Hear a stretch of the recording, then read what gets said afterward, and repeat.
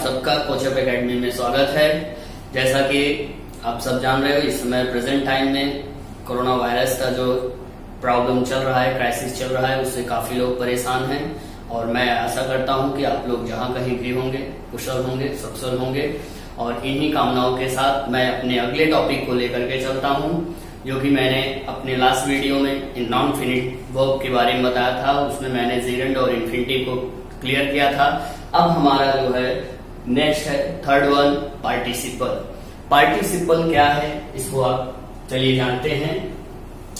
Participle का प्रयोग मैं आपको बता दूं, इसका स्पेशली प्रयोग सिंथेसिस के अंतर्गत किया जाता है, जो कि 12th स्टैंडर्ड में है यूपी बोर्ड के अंतर्गत। सिंथेसिस में आप क्या करते हो, सिंथेसिस को थोड़ा सा समझिए, इसको मैं डिटेल में एक बार बताऊंगा एक वीडियो में, बट जनरली जानने की जरूरत है कि सिंथेसिस का प्रयोग कहां पे होता है। सिंथेसिस का प्रयोग स्पेशली फ्रेंड्स, दो या दो से अधिक साधारण वाक्यों को या मिश्रित वाक्यों को या संयुक्त वाक्यों को जोड़ करके एक बनाया जाता है। तो उस दो वाक्यों को जोड़ करके एक बनाने की जो प्रक्रिया होती है वो सिंथेसिस के अंतर्गत होता है। अब सिंथेसिस में हम तमाम प्रकार के प्रोसेस का प्रयोग करते हैं, जो कि एक दो वाक्यों को या दो से अधिक वाक्यों को जोड़ करके एक किया जाता है।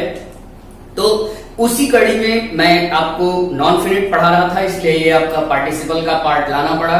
पार्टिसिपल का पार्ट आपको फिर से सिंथेसिस के अंतर्गत पढ़ाया जाएगा, लेकिन अभी केवल जनरल उसका एक व्यू जान लीजिए कि पार्टिसिपल होता क्या है, इसका निर्माण कैसे होता है। ओके, अब आ जाइए, हम यहाँ पे आते हैं पार्टिसिपल। पार्टिसिपल में देखते हैं कि इसके तीन भाग होते हैं। पहला आपका है प्रेजेंट पार्टिसिपल। पहला कौन सा है? Present participle. दूसरा आपका है पास्ट पार्टिसिपल और तीसरा है आपका परफेक्ट पार्टिसिपल। अब प्रेजेंट पार्टिसिपल का निर्माण कैसे होता है, पास्ट पार्टिसिपल का निर्माण और परफेक्ट पार्टिसिपल का निर्माण कैसे होता है, ये मैं आपको शॉर्टकट में एकदम आसान तरीके से बताता हूं। और इस यहाँ पे इस साइड में दिए गए जो फार्मूले आपके हैं, उस फार्मूले को आप विधिवत लर्न कर लीजिए और आप आजीवन उस पार्टिसिपल को नहीं भूल पाएंगे। क्लियर? क्या होता है कि कब कैसे कौन सी चीज को कहां पे जोड़ना है, कौन सी चीज का कहां पे प्रयोग करना है, उन चीजों के माध्यम से हम पार्टिसिपल का निर्माण करते हैं। ओके, थोड़ा सा मैं पार्टिसिपल में ये बताना चाहता हूं कि इसका हिंदी में मीनिंग क्या होता है। स्पेशली अगर देखा जाए, जब दो या दो से अधिक सेंटेंस को हम जोड़ते हैं तो जोड़ने के समय में हिंदी में उसका मीनिंग होता है, जैसा कि मैं यहां पे लिख रहा हूं, हुए या करके। ये स्पेशल माना जाता है, हुए या करके। जैसे अब छोटा सा मैंने एक वाक्य लिया यहां पे, और इन वाक्यों के दौरान मैं आपको हुए या करके का भाव समझाऊंगा। तो आइए हम देखते हैं present participle. Okay, present participle का निर्माण कैसे होता है?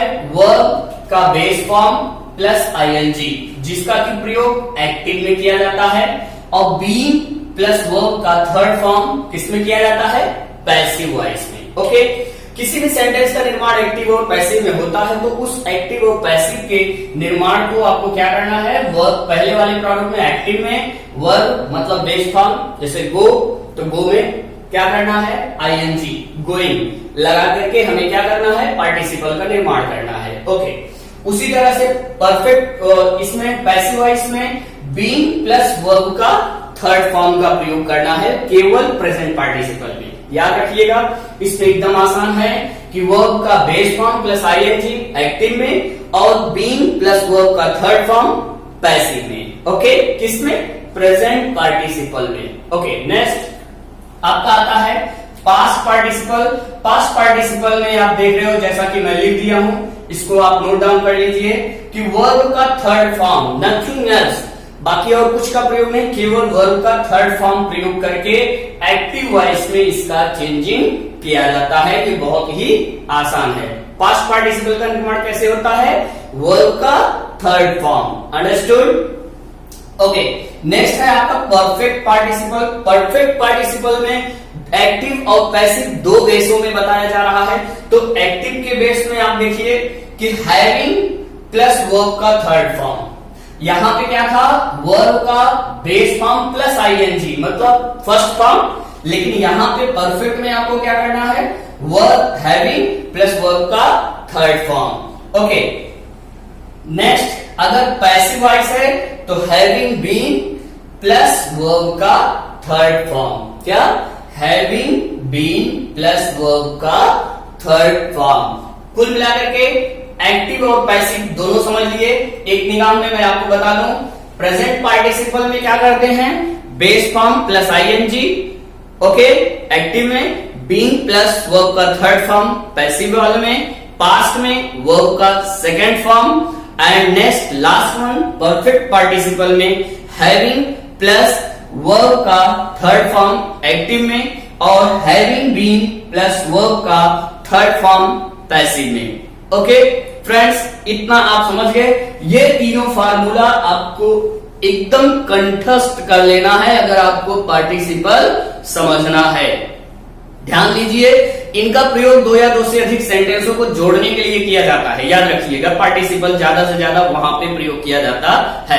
या हो सकता है जुड़ा हुआ ही वाक्य हमारे वाक्यों में आ जाए, या हमारे क्वेश्चन में आ जाए, एग्जाम में आ जाए, तो उसको हमें फाइंड आउट करना होता है।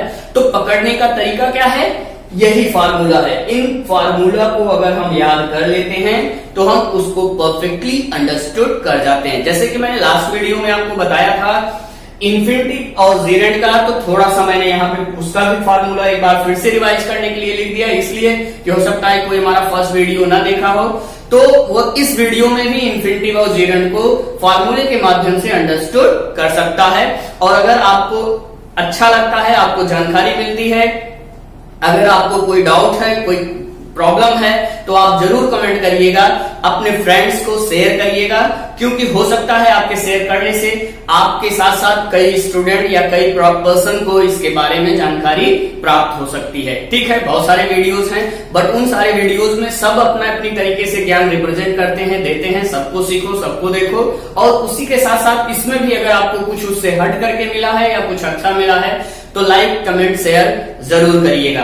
ओके फ्रेंड्स, अब आते हैं इन्फिनिटिव में टू प्लस वर्ब का फर्स्ट फॉर्म। वर्ब कौन सा, बेस फॉर्म। और जेरेंट में उल्टा हो गया है कि वर्ब पहले आया है, वर्ब में हम आईएनजी का प्रयोग करते हैं, जैसा कि आप यहाँ पे देख रहे हो किसमें, पार्टिसिपल में। मीन्स पार्टिसिपल में जेरेंट और क्या, पार्टिसिपल दोनों एक दूसरे से रिलेटेड हो जाते हैं। ओके, आशा करता हूं कि ये पॉइंट आपकी समझ में आ गया होगा। अब हम आते हैं कि तीनों पार्टिसिपल में हम सबसे पहले अब आपको बताने चल रहे हैं प्रेजेंट पार्टिसिपल।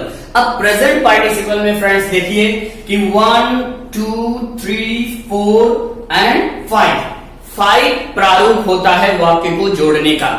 कहने का मतलब कोई भी सेंटेंस होता है फ्रेंड्स, तो उसमें घटनाएं बराबर नहीं होती हैं, सब अलग अलग होता है कि नहीं होता है? तो क्या सारी घटनाओं के साथ एक ही नियम? नो।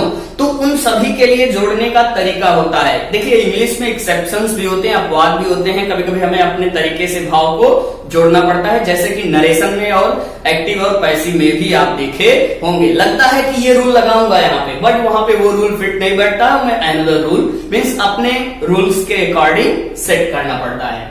चलिए हम देखते हैं, सबसे पहला आपका क्या है, सेम सब्जेक्ट। जैसे कि आपको मैं बता दूं कि पार्टिसिपल में क्या होता है, सेम सब्जेक्ट मिलता है। क्या मिलता है, सेम सब्जेक्ट। मींस अब यहाँ पे एग्जांपल में देखिए, सी एंड सी, ये दोनों सेम सब्जेक्ट है यहाँ पे। ठीक, अब यहाँ पे क्या होता है कि दोनों में से केवल एक कर्ता तो सेम है ना, करने वाला तो एक ही है ना, तो उसी को हम क्या करते हैं, एक्सेप्ट कर लेते हैं। अब ये जरूरी नहीं। और एक चीज मैं बता दूं, पार्टिसिपल चाहे प्रेजेंट हो, चाहे पास्ट हो, चाहे परफेक्ट हो, तीनों पार्टिसिपल में ये एक बात जरूर नोटिस करिएगा, क्या, कि पार्टिसिपल सदैव कौन से वाले वाक्य के साथ होता है, कौन सा आपका वाक्य पहले हुआ है। जैसे शी वेंट आउट, वह बाहर गई। Okay, next she was smiling, वो मुस्कुरा रही। अब आप थोड़ा सा इमेजिन करो कि उसका काम क्या था, बाहर जाना पहले या मुस्कुराना। ठीक, उसका मुस्कुराना पहले हुआ था। अब ध्यान दीजिए, उसकी वजह से पहला कार्य कौन सा हुआ, मुस्कुराने का, बाद का कार्य हुआ जाने का। तो पार्टिसिपल का प्रयोग मीन्स आईएनजी फॉर्म जो लगता है वर्ब के फर्स्ट फॉर्म में, तो उस पार्टिसिपल का प्रयोग हम पहले कार्य समाप्त जो होता है या पहला जो कार्य हमारा होता है उसके साथ हम पार्टिसिपल ऐड करते हैं। ओके, जैसे कि आप यहाँ पे देख सकते हो कि शी वेंट आउट, वह बाहर गई, स्माइलिंग, तो पार्टिसिपल किस में लगा? स्माइलिंग में लगा, मतलब वह मुस्कुराते हुए बाहर गई। अब यहाँ पे आ जाइए, हुए शब्द आ गया। ध्यान दीजिएगा, भाव के अनुसार कभी करके आता है, कभी हुए आता है। ओके, कभी कभी ताती ते की भी भाव आ जाता है, बट उससे जुड़ता होता है, जुड़ना होना चाहिए। अब यहाँ पे क्या हुआ? पहला सेंटेंस आपकी समझ में आया कि सेम सब्जेक्ट है और सेम सब्जेक्ट को बदलने के लिए सिर्फ एक सब्जेक्ट। अब आप कहोगे कौन सा वाला सब्जेक्ट यूज किया गया? पहला वाला, पहले को एज यूजुअल रख दिया गया है, जैसे कि आप देख सकते हो। और सेकेंड वाले में हमने क्या किया? सब्जेक्ट और वर्ब को हटा दिया और उसके जगह केवल पार्टिसिपल वाला वर्ड हमने ला करके रख दिया। Is that clear?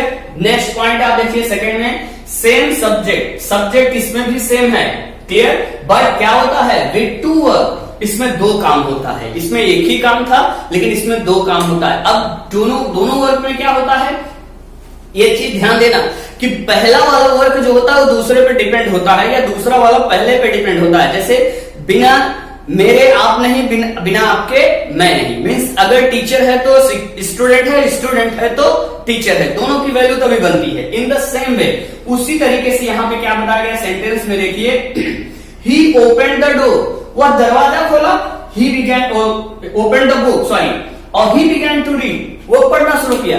अगर पुस्तक न खुलता तो पढ़ना स्वाभाविक नहीं था। तो आप देख रहे हो ना कि एक दूसरे का प्रतिफल हुआ, तो इसी में ये दूसरा प्रारूप होता है। तो ओपनिंग द बुक मतलब पुस्तक को खोल करके, ओपनिंग द बुक, पुस्तक को खोल करके, ही बिगैन टू रीड, वह पढ़ना शुरू किया। अब ध्यान दीजिएगा, अब यहां पे क्या हुआ? पार्टिसिपल किसमें लगा? पहला काम पुस्तक खोलने का, फिर बाद में पढ़ने का। तो पहला वर्ब कौन था? खुलने वाला, तो पहले वर्ब के साथ पार्टिसिपल का प्रयोग किया गया। Is that clear? Okay, now come to the next point, first verb, पहला काम जो होता है वो दूसरे काम का परिणाम होता है। अगर मैं पहला काम न करता तो दूसरा न होता, मतलब सिंपल में समझ जाइए। अगर ऐसा वाक्य आता है तो उसके साथ पार्टिसिपल कैसे बनता है, ये ध्यान दीजिएगा। मतलब पहला कार्य दूसरे कार्य के ऊपर डिपेंड रहता है, मतलब अगर पहला ना हो ना तो दूसरा कार्य होने वाला नहीं है। जैसा कि एग्जांपल में आप देखिए, क्या? ही टुक ऑफ हिज शूज, वह अपना जूता निकाला, वह अपना शूज निकाला, ठीक। फिर ही एंटर्ड द टेम्पल, वह मंदिर में प्रवेश किया। क्यों? बिना जूता निकाले मंदिर में जाओगे? नहीं जाओगे। तो पहला काम आपने क्या किया? जूता निकाले, फिर मंदिर में गए। मान लो अगर आप जूता नहीं निकाले तो मंदिर में जाने से शायद सामने वाला आपको रोक भी सकता है। तो यहाँ पे ये बात है, तो हमें किसमें आईएनजी लगाना है, यानी पार्टिसिपल का प्रयोग करना है? पहली क्रिया जूता निकालने वाली क्रिया, फिर बाद में मंदिर में प्रवेश करने वाली क्रिया, तो पार्टिसिपल लगेगा जूता निकालने वाली क्रिया के साथ और मंदिर में प्रवेश करने वाले को एज यूजुअल वैसे रख दिया जाएगा। ध्यान दीजिएगा।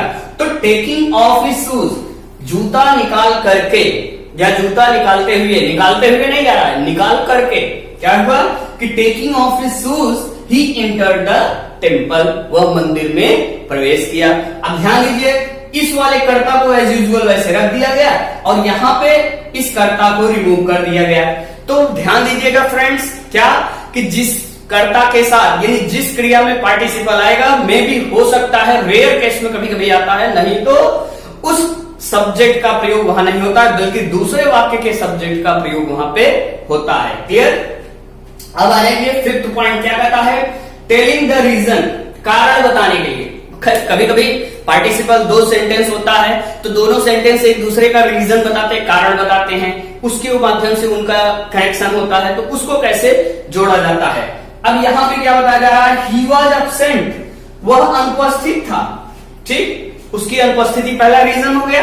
दूसरा कि I gave the message to his wife, मैंने उसकी पत्नी को संदेशा दिया। अब फ्रेंड्स ये ध्यान दीजिए, अगर वो अनुपस्थित ना होता तो शायद उसके लिए संदेशा न बनता नहीं बनता।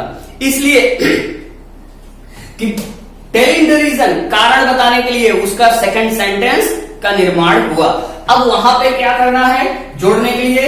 ही बीइंग एब्सेंट, उसकी अनुपस्थिति का कारण का उसके अनुपस्थिति के कारण से क्या हुआ, I gave the message to his wife. अब यहां पे इस सेंटेंस को एज यूजुअल सेकंड वाले को रख दिया गया और पहले वाले के साथ क्या किया गया, बीइंग। अब आप कहोगे कि यहां एब्सेंट में एब्सेंटिंग क्यों नहीं हुआ, तो फ्रेंड्स मैं आपको बता दूं, जैसे साइलेंट हो गया तो साइलेंटिंग नहीं होता है, एब्सेंट हो गया तो एब्सेंटिंग नहीं होता है, तो उस तरह से उसमें पार्टिसिपल में जहां पे आईएनजी नहीं लगता है, जिसके साथ आईएनजी का प्रयोग नहीं कर सकते हैं, उनका प्रयोग करने के लिए हम बीइंग का प्रयोग करते हैं। तो इसलिए यहां पे दिया गया है। Is that clear? अब अगले पॉइंट में आपको क्या देखना है, ये आपका एक्टिव बेस में है, ये आपका एक्टिव माना जा रहा है। क्यों? क्योंकि सब्जेक्ट का प्रयोग पहले कर लिया गया, ये सॉरी फर्स्ट वाले में। क्लियर?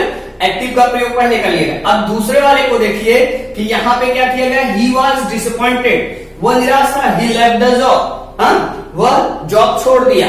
अब ध्यान दीजिए, बीइंग डिसअपॉइंटेड, निराश होने के कारण या निराशा के कारण, ही लेफ्ट द जॉब, वह जॉब को छोड़ दिया। अब ध्यान दीजिए कि ये बीइंग जब पहले आ गया तो जैसे कि मैंने यहां पे बताया कि ये पैसिव फॉर्म के लिए प्रयोग किया जाता है, पैसिव वॉइस में। अब ये आपका फर्स्ट वाक्य क्या था, एक्टिव का, और सेकेंड आपका क्या बन गया, पैसिव का। तो पहला वाला एक्टिव में जोड़ा गया है और बी वाला सेकेंड वाला पैसिव में जोड़ा गया है। तो यहां पे जैसे कि आप सब देख सकते हो, हिंदी में आपको समझना है, ध्यान दीजिए, अगर हिंदी में आप वाक्य पहले जोड़ो दोनों को, कोशिश करो, तो ट्रांसलेशन अपने आप बन जाएगा और अपने आप को कंफर्म हो जाएगा कि हमें इसमें क्या लगाना है। Is that clear? Next point last आपका है fifth, first work done as usual, second work done. Means एक कार्य नहीं, दोनों कार्य सेम समाप्त हो रहे हैं। क्या हो रहे हैं? एज यूजुअल, सेम वे में, मतलब प्रेजेंट कंडीशन में ही तुरंत का तुरंत वो कार्य समाप्त हो रहा है। अगर ऐसी स्थिति बनती है और उसका हमें प्रेजेंट पार्टिसिपल के अंतर्गत जोड़ना है तो कैसे हम जोड़ेंगे? ओके, क्वेश्चन देखिए क्या बता रहा है कि ही वॉज रीडिंग, वो पढ़ रहा था, ही स्लेप्ट, वह सो गया। अब ध्यान दीजिए, दोनों को क्या करना है, दोनों एक दूसरे पे डिपेंड हैं, मतलब डिपेंड का मतलब कि दोनों क्रियाएं साथ में हो रही हैं, दोनों कार्य। कि वो पढ़ते पढ़ते सो गया, क्या हुआ, वो पढ़ते पढ़ते सो गया। हिंदी में वाक्य को जोड़ी थोड़ा अटपटा लग रहा है, वो पढ़ते हुए सो गया।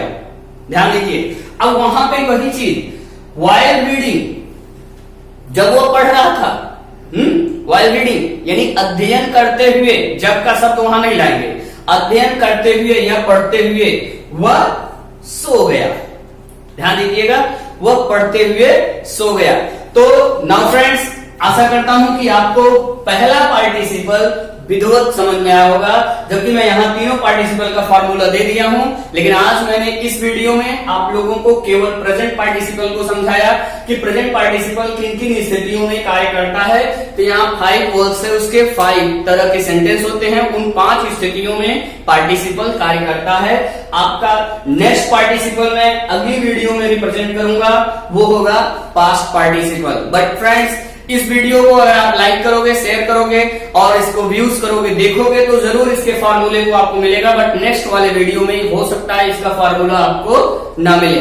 तो इस वीडियो को देखिए और इसमें दिए गए फार्मूले को एक बार आप नोट्स बनाइए, कॉपी में रखिए, लिखिए, और जहां कहीं भी आपको डाउट हो वो आप जरूर बताइएगा इन्हीं शब्दों के साथ।